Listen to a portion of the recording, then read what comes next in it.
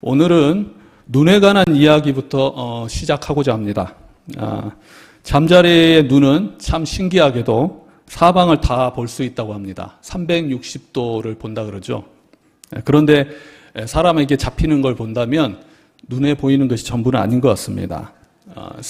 스페인 투장에서 보면 빨간 망토를 흔드는데요. 소는 사실 빨간색을 구분할 수 없는 생명이라고 합니다.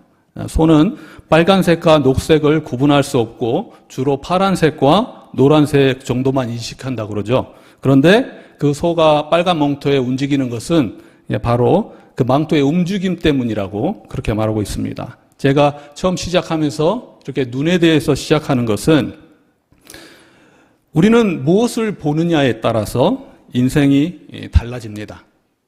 예수님은 대단히 중요한 질문을 오늘 하고 계시죠. 무엇이 보이느냐? 우물 안에는 우물 그 크기만 보이게 되어 있습니다. 제대로 보게 된다는 것은 무엇을 말하는 것일까? 사람에게는 육적인 눈 위에도 필요한 것이 있습니다. 이게 바로 영적인 눈이죠. 때론 그것은 그 가치를 아는 것이 아닐까라고 생각합니다. 아이들에게 100만 원짜리 지폐를 앞에 놔두고 또 인형을 앞에 놔둔다면 아마 아이들은 인형을 보면서 눈이 반짝일 겁니다.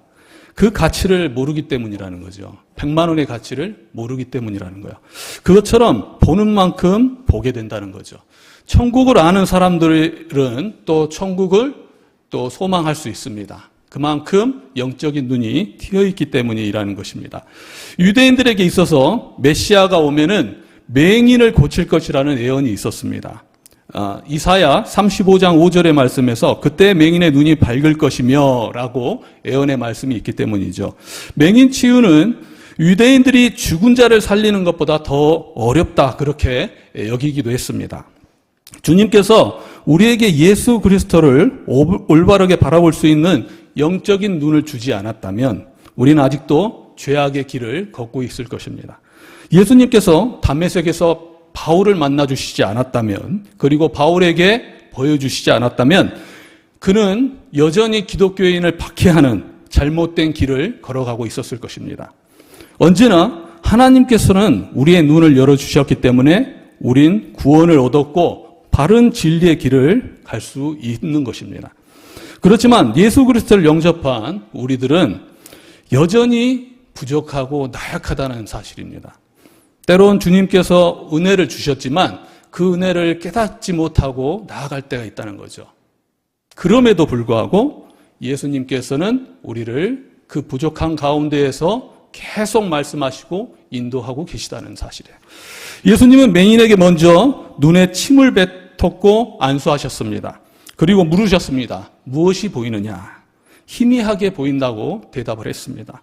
맹인은 처음 예수님의 안수를 받았을 때 사람을 나무 같다 그렇게 말했습니다. 완전히 보지 못한 것입니다. 그러나 두 번째 안수를 받자 그의 눈이 밝아지고 모든 것을 분명하게 보게 되었습니다. 오늘 본문의 말씀은 특이하게도 복음서에서 단번에 치유되지 않는 유일한 경우입니다.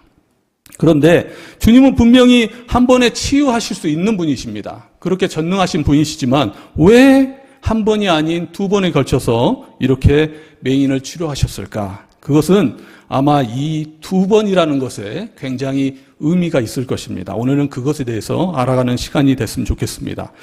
예수님은 비유로 말씀하시기도 하지만 사건을 비유로 나타내기도 했다는 거죠. 그 대표적인 사건이 바로 맹인을 두 번 안수하여서 고친 것입니다. 앞의 내용을 살펴보면 그 의미를 알 수가 있는데요. 앞의 사건에서는 어떤 사건이 있냐면 칠병이어 사건이 들병합니다. 그것은 7개의 떡과 2마리의 물고기를 가지고 안수하시고 그리고 4,000명을 먹이신 기적입니다.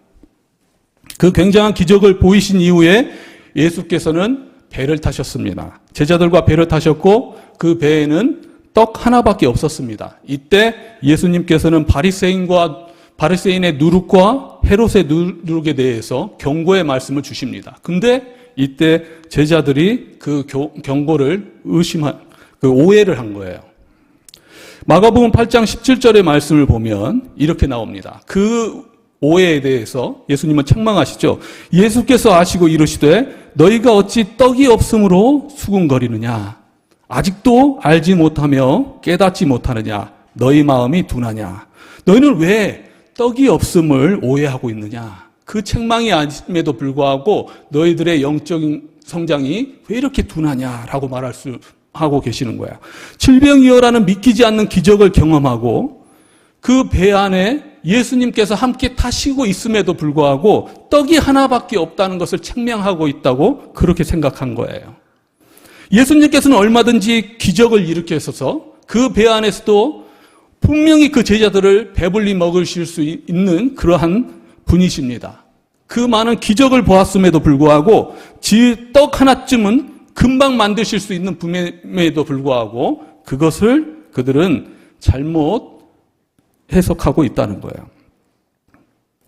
금방 만드실 수 있는 분임에도 불구하고 믿음과 영적 성장은 아직도 그대로 그 위치에 있었다는 것을 예수님께서는 책망하고 계시다는 것입니다. 그리고 마가복음 8장 18절의 말씀에서 이렇게 말씀하십니다. 너희가 눈이 있어도 보지 못하며 귀가 있어도 듣지 못하느냐 또 기억하지 못하느냐라는 거예요.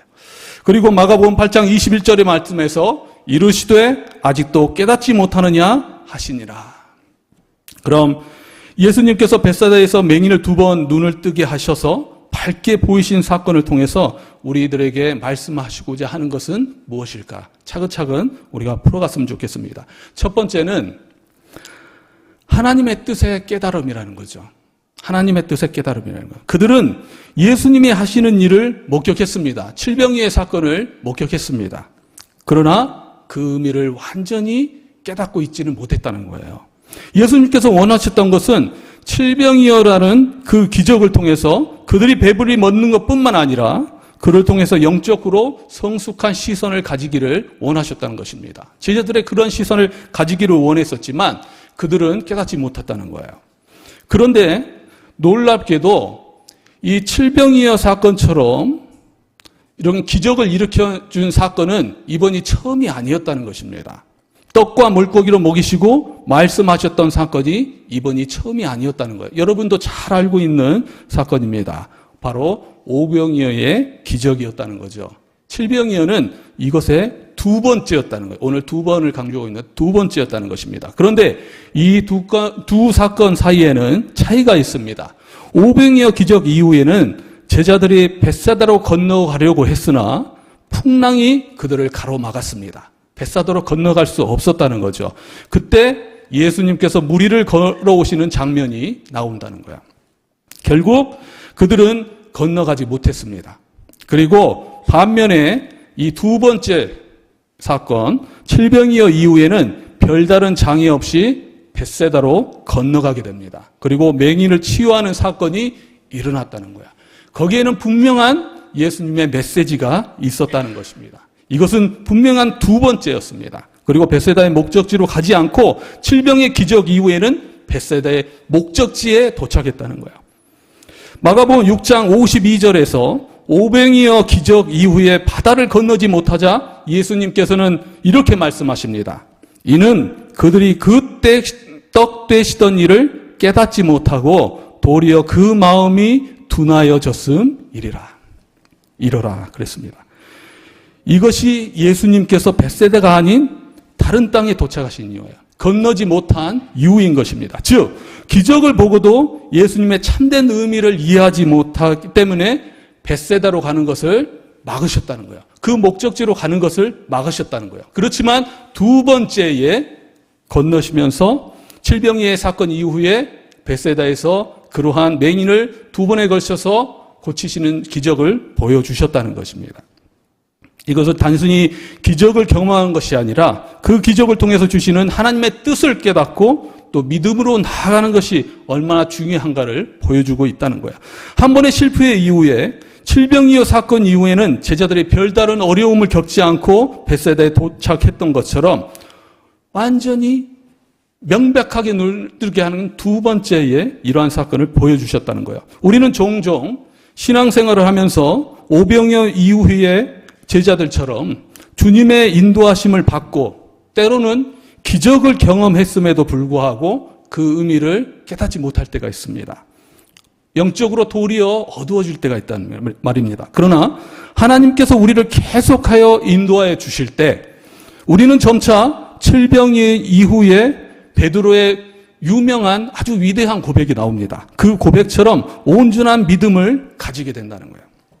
우리의 영적인 눈이 열리고 더욱 명확하게 주님의 뜻을 하게 된다는 것입니다. 중요한 것은 믿음을 갖고 주님께 나아가다는 거예요. 우리는 부족하고 어쩌면 주님께서 말씀하셔도 어두울 수 있습니다. 그러나 주님께서는 계속 그것을 깨우쳐 주신다는 거예요. 그리고 결국 벳세다라는 목적에 도착하듯이 우리의 그 목적지로 도달할 수 있도록 도와주신다는 것입니다.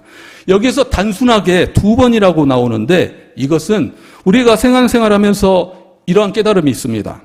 근데 이러한 깨달음들이 단지 2번 만에 끝납니까? 그건 되지 않는다는 거죠. 3번, 4번. 그러니까 이 2번의 의미는 중복이라는 의미예요. 계속해서 예수님께서 우리에게 말씀하시고 보여주시고 있다는 의미라는 것입니다. 계속해서 보여주시고 계시다는 거예요. 주님을 만나는 그날까지 어쩌면은 이 보여주심은 계속될 수도 있어요. 그런데 제자가 깨닫지 못한 것처럼 우리는 그것에 대해서 깨닫지 못할 수도 있다는 거죠. 그렇지만 그것으로 포기하시지 않는 주님이시라는 것입니다.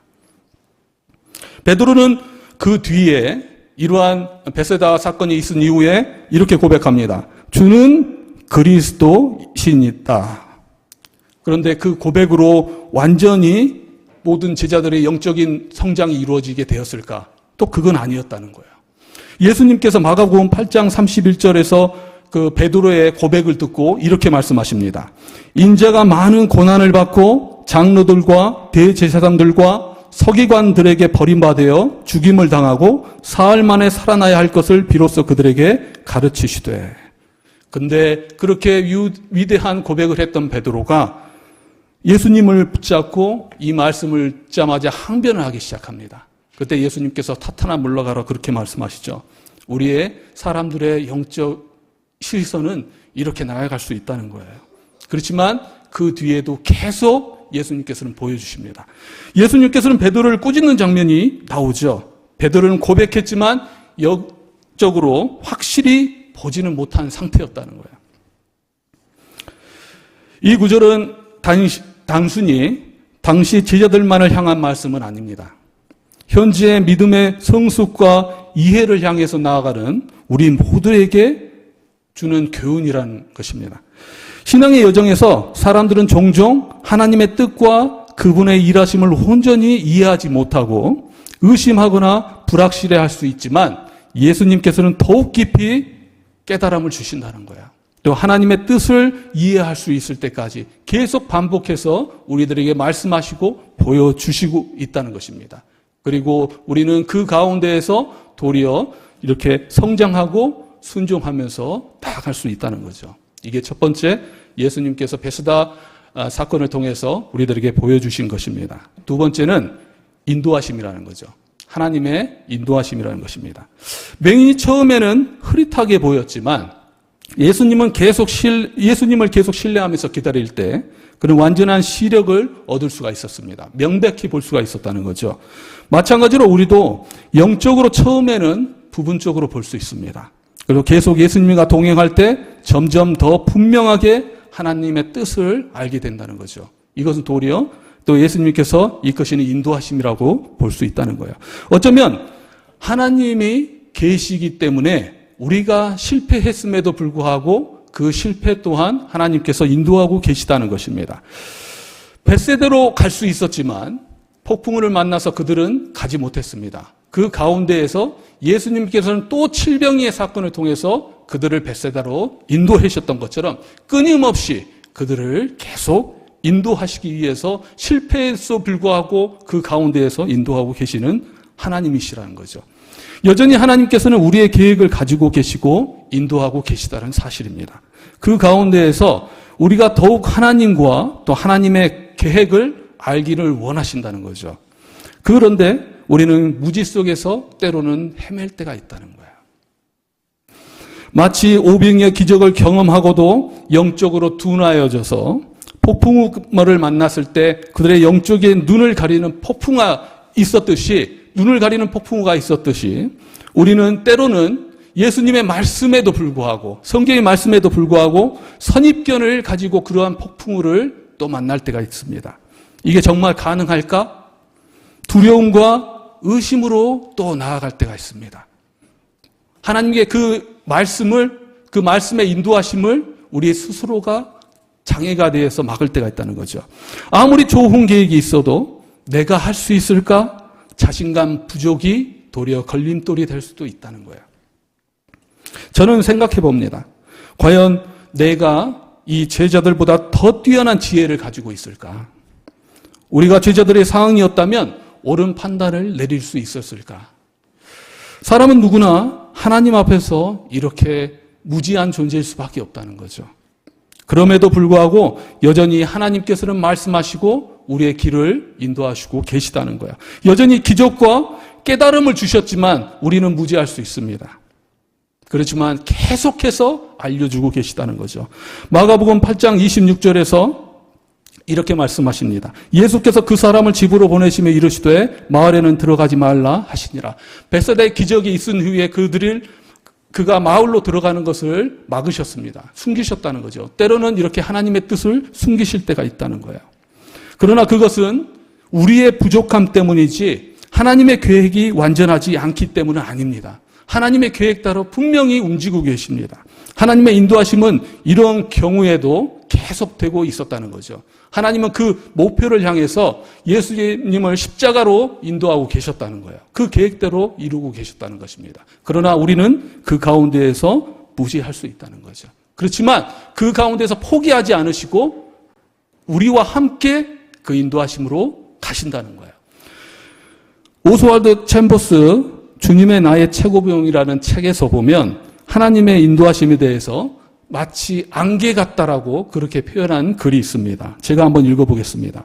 하나님의 뜻을 구할 때 우리는 종종 모든 것이 선명하게 보이기를 원한다. 그러나 하나님께서는 안개 속을 걷는 것처럼 한 걸음씩 인도하신다. 우리의 역할은 먼 길을 내다보는 것이 아니라 바로 앞에 놓인 한 걸음을 순종하며 걷는 것이다. 그것은 하나님께서 완전하시지 않기 때문이 아니라 우리가 그것을 따라갈 수 없기 때문입니다. 우리들에게 하나님께서는 한 걸음 한 걸음을 인도하시다는 것이죠. 한 번으로 안 되면 또 한 번 더 하시면서 그때마다 자꾸 우리를 어린애 인도하신 것처럼 한 걸음 한 걸음 걸어갈 수 있도록 인도하고 계시다는 거죠. 우리가 믿음으로 순종할 때 그리고 점점 그 길이 열리게 된다는 것입니다. 안개 속에서 한 걸음씩 나아가면 결국 목적지에 도착하는 것을 발견하게 된다는 거예요. 또 다른 예를 들어보면 주는 나의 피난처라는 책을 쓰셨던 코리텐 붐이라는 분이 있습니다. 그녀는 제2차 세계대전 때 유대인을 도왔다는 제목 때문에 가족과 함께 나치 수용소에 갇혀야만 했습니다. 그녀가 갇힌 수용소에는 너무나 비참한 곳이었고 특히 벼룩이 많았습니다. 그녀의 동생 베치는 그럼에도 불구하고 우리는 하나님께 항상 감사하자라고 말했다는 거죠. 근데 코리는 도저히 이해할 수 없었습니다. 근데 나중에 그 안개가 거치고 나서 그는 나중에 깨닫게 됩니다. 수용소의 간수들이 벼룩이 많아서 그들의 방에 들어오지 않았기 때문에 그들은 여성 제수들과 함께 성경을 읽고 예배할 수 있었다는 것을 알게 되었습니다. 근데 그 코리가 그 책에서 주는 나의 피난처라는 책에서 고백하기를 하나님의 인도하심에 대해서 이렇게 고백했습니다. 하나님의 뜻은 종종 안개와 같다. 처음에는 아무것도 보이지 않지만 믿음으로 한 걸음 내디디면 점차 길이 보이기 시작한다. 때로는 우린 인생의 여정에서 정말 처음 안수한 맹인처럼 모든 것들이 흐릿하게 보일 수 있습니다. 우리의 인생의 여정이 마치 이 안개처럼 보이지 않은 경우도 있습니다. 그렇지만 그 경우에도 여전히 하나님께서는 인도하고 계시고 우리와 함께 하시면서 계속 우리를 도와주시고 보여주시고 말씀하고 계시다는 사실이에요. 그것이 바로 오늘의 말씀에 이 벳세다의 경우에 보여주신 두 번째 하나님의 인도하심이라는 거예요. 그리고 세 번째는 하나님의 계획의 확실한 성취입니다. 한 번이 아니라 두 번은 더욱 확실하다는 뜻이죠. 세 번은 더욱 확실하다는 뜻입니다. 계속 반복해서 보여주시다는 것은 그만큼 확실하고 확고하다는 거예요. 우리가 신앙생활을 하면서 하나님의 사인이 계속되면 하나님이 계속 그 길을 시행하고 계시다는 뜻입니다. 주님께서는 사람들을 배불리 먹이신 이후에 베스다 맹인을 고치실 계획이 있으셨습니다. 그러나 폭풍우 때문에 그 길이 막혔습니다. 그럼에도 불구하고 칠병이어의 사건 이후에 그들을 벳세다로 인도하셨습니다. 창세기 41장 32절의 말씀을 보면 이런 말씀이 나옵니다. 바로께서 꿈을 두 번 겹쳐 꾸신 것은 하나님이 이 일을 정하셨습니다. 하나님께서 정하셨다고 하면 그 일은 무조건 성취됩니다. 그리고 계속해서 우리들에게 말씀하시고 보여주십니다. 계속 방법을 말씀하시고 보여주시는 것은 그 길이 하나님께서 결정했다는 뜻입니다. 이 일이 확실히 이루어진다는 뜻이에요. 주님이 계획하신 일은 이루어집니다. 그리고 계획해 주신 것도 우리의 힘으로 하는 것이 아니라 주님께서 이끄시고 계시다는 거예요. 그 가운데에서 우리들을 붙잡으시고 이끌어 주시다는 것이죠. 때로는 우리는 삶을 살아가면서 실수할 때도 있습니다. 예수님을 믿는다고 하지만 여전히 무지하고 오병이어 사건을 보면서도 더 영적으로 둔해진 제자들처럼 그 폭풍우 때문에 길이 막히는 경우도 있습니다. 그러나 그 뒤에도 하나님은 포기하지 않고 계속 말씀하신다는 거예요. 깨달음을 주신다는 거예요. 인도하심을 주신다는 사실입니다. 마가복음 오늘의 본문 8장 26절의 말씀에서는 주목하여 본다라는 단어가 있습니다. 보다, 주의 깊게 살피다는 뜻이 있는데 이것은 단순히 시각적으로 보는 것이 아니라 깊이 생각하면서 주위에서 바라보다. 하나님께서는 그 말씀을 주시고 그 말씀에서 우리가 깊은 묵상 가운데에서 명백히 깨닫기를 원하신다는 거예요. 그리고 그것을 계속하여 말씀하여 주신다는 것입니다. 사람들이 오병이어 기적 이후에 예수님께서는 제자들에게 벳사다로 건너가기를 원하셨습니다. 그런데 갈릴리 바다라는 장애물이 있었습니다. 그들은 배를 만들어서 그것을 극복할 수 있었습니다. 분명히 건너갈 수 있었다는 거죠. 그런데 곧 폭풍우를 만납니다. 이내 그들은 두려움에 쌓입니다. 이것이 바로 사람의 부족이죠. 근데 그때 예수님께서 무리를 걸어오십니다. 무리를 걸어오세요.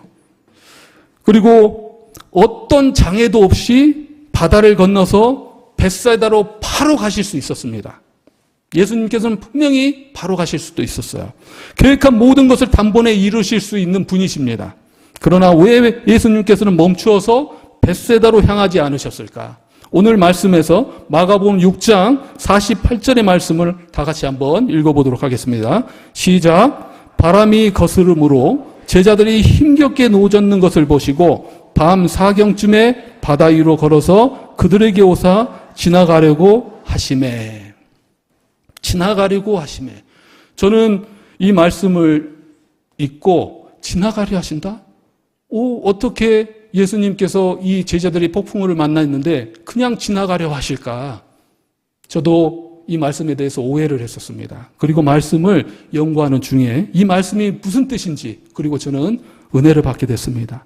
지나가려고 하면은 단순히 지나가는 게 아니고 그들에게 자신의 모습을 보여주시는 거예요.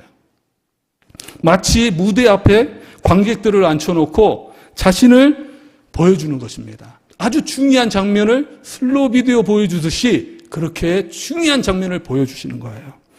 그들이 예수님의 존재를 깨닫고 믿음을 가질 수 있도록 그들을 쫙 보여주세요. 무리에 서 있는 그의 모습을 보여주신 것입니다. 단순히 그냥 지나가실 수도 있었지만 지나가신 것처럼 보이지만 그들에게 그 무리에 서 있는 모습을 보여주셨다는 거예요. 그리고 제자들에게 다가오셨다는 것입니다. 그리고 그 벳세다로 가는 길을 포기하시고 다시 제자들과 오셨다는 거예요. 그리고 나중에 칠병이어의 사건이 있은 이후에 그들과 함께 그 바다를 다시 건너셨다는 거예요. 그리고 벳세다에 도착하셨고 목적지에 함께 도착하셨고 그들에게 그 영적인 의미를 보여주셨다는 것입니다. 이게 바로 우리의 주님이시라는 거예요. 이 지나가다의 의미는 출애굽기 33장 19절의 말씀을 보면 명백히 나옵니다. 여호와께서 이르시되 내가 이 모든 선한 것을 내 앞으로 지나가게 하고 보여주신다는 거예요. 예수님께서는 우리들에게 이것을 보여주신다는 것입니다. 깨닫지 못하지만 계속해서 보여주신다는 거예요. 확실히 보여주시고 함께 가기를 원하셨던 것입니다. 무지한 우리들을 향해서 5병에 의해서 7병의 기적을 보여주셨습니다. 갈릴리 바다를 건너서 또 벳사다 바로 도착하려 했으나 폭풍이 때문에 지나가지 못한 제자들 앞에서 물 위에 걷는 그 모습을 보여주셨습니다. 이후에도 불만을 토로하는 이스라엘 백성들 위에 노뱀을 바라보게 하셨듯이 예수님 자신이 십자가에 못 박혀 돌아가시고 그 모습을 그들에게 보여주셨습니다. 십자가를 통해서 하나님의 뜻이 무엇인지, 그리고 하나님의 사랑이 어느 정도인지, 어떻게 하나님의 계획을 이루시는지 명백히 보여주셨다는 것입니다. 그리고 부활 승리하셨습니다. 그리고 그 제자들에게 부활한 모습을 보여주셨습니다. 그렇다면 제자들이 다 믿었을까? 계속해서 보여주셨는데 다 믿었을까? 그렇지 않았습니다. 부활하신 후에도 믿지 않는 제자가 있었습니다. 그런데 예수님께서는 그러한 제자에게도 못 박힌 손을 보여주셨습니다. 예수님은 계속해서 말씀하셨고 예수님은 계속해서 보여주셨습니다. 그런데 제자들은 깨닫지 못했다는 거죠. 그런데 결국 사도행전에는 그의 모든 것들을 깨닫게 됐다는 거예요. 그리고 맹인은 스스로 눈을 뜬 것이 아니라 예수님의 손길을 통해서 점점점 치유받았듯이 제자들은 그 눈을 뜨는 그 고침을 받았다는 거예요. 저희가 구원받았을 때 주님에 대해서는 모든 것을 아는 상태는 아니었습니다. 믿는다고 하지만 주님에 대해서 모두 알지를 못했다는 거예요. 어쩌면 흐릿하게, 정말 처음 안수한 맹인처럼 흐릿하게 알았다는 거죠. 그러나 점차 우리는 주님에 대해서 알아가고 있습니다. 점진적으로 주님에 대해서 알아가고 있다는 거죠. 저희가 주님에 대해서 이해가 깊어지고 점점 많은 것을 알아가면 알아갈수록 우리는 주님이 어떤 분이신지, 그리고 주님이 무슨 계획이 있으신지, 그리고 우리 가운데에서 무엇을 행하실지 알아가고 있다는 거예요. 우리는 얼마나 눈이 열린 제자들일까? 그 가운데에서도 우리는 너무나도 부족한 존재임을 깨닫습니다. 우린 이런 믿음을 요하는 자리에서 너무 나약하고 부족함만을 깨닫는다는 거죠. 말씀을 읽으면 읽을수록, 기도를 하면 할수록 그것을 깨닫는다는 거예요. 완전하지 않을 수 있습니다. 그런데 하나님께서는 계속해서 우리들에게 보여주고 계시다는 거예요. 베드로도 예수님을 그리스도라고 고백하기는 했지만 그 고백은 완전한 것이 아니었다는 거죠. 그 뒤에 또 넘어지고 또 넘어지고, 그렇지만 그때마다 세워주시고 계속 세워주셨다는 거예요. 그리고 예수님께서는 확실하게 그의 말씀을 성취하실 거라는 거예요. 사랑하는 성도 여러분, 말씀을 맺고자 합니다. 오늘 우리가 함께 나눈 이 말씀은 우리의 삶에 중요한 교훈을 줍니다. 예수님께서 2번에 걸쳐서 맹인을 치유하신 사건은 단순한 치유의 기적을 넘어서 영적인 깨달음과 성장의 과정을 상징적으로 보여주는 것입니다. 맹인은 처음에는 흐릿하게 보았습니다. 예수님께서 계속 가서 그의 삶을 인도하시고 또한 결국은 완전히 보게 될 것입니다. 이처럼 우리의 신앙 여정도 처음에는 불완전하고 부분적으로 이해하고 나약할 수 있습니다. 하지만 하나님께서는 지금도 우리를 놓지 않으시고 인도하고 계십니다. 믿음의 눈을 열어주실 것입니다. 우리는 점차 하나님의 뜻을 더 명확히 볼 수 있게 될 것입니다. 그게 비록 어려울지라도 하나님께서는 결코 포기하지 않으시고 우리가 그분을 신뢰하고 한 걸음 한 걸음 나아갈 때 그 인도하심이 끝에 목적지에 도착할 수 있도록 도와주실 거라는 거예요. 그 계획은 완전하고 그분의 뜻은 또한 반드시 이루어집니다. 우리는 가끔 하나님을 온전히 이해하지 못할 수도 있습니다. 순종하지 못할 수도 있습니다. 그렇지만 예수님께서는 우리를 붙드시고 영적인 눈이 열릴 때까지 말씀하시고 주님의 뜻을 분명히 알 수 있도록 주님의 길을 이끌어 주셨다는 사실입니다. 아무리 힘든 상황에서도 하나님은 여전히 우리의 삶을 이끄시고 계십니다. 우리가 그분을 온전히 신뢰할 때, 믿음으로 나아갈 때 우리는 그분의 계획 안에서 더욱 성장할 것이고 진리의 길을 따라갈 수 있을 것입니다. 하나님께서는 주시는 눈을 통해서 또 세상에 우리가 삶을 올바로 바라보는 우리가 모두 되기를 소망합니다. 그분의 뜻을 깨닫는 삶을 살아가기를 원합니다. 주님을 향한 믿음과 순종의 그 길이 항상 사랑하는 여러분과 함께 하시기를 주님의 이름으로 축원합니다.